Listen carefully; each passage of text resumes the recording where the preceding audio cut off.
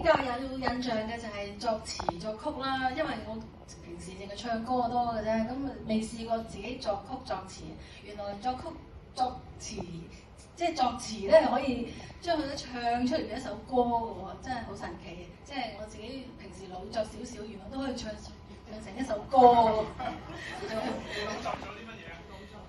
即係我寫翻關於屯門嘅，我今次就寫咗關於天后廟咧，因為我成日都有啲嘢想求下佢嘅，咁我就寫咗啲嘢，原來唱到出嚟嘅喎，仲變一首歌添，仲要自己編埋曲咁樣，哇，真係好得意啊！原來咁都得，咁啊同埋當然導師都係從旁咁樣協助啦，佢又幫我我嘅想像將佢變成一個，咦，真係做到出嚟嘅成品出到街添喎，真係。可唔可以唱兩句嚟聽下？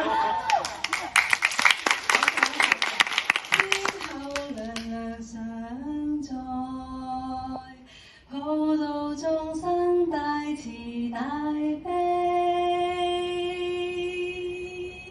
跟住就會係 rap 噶啦。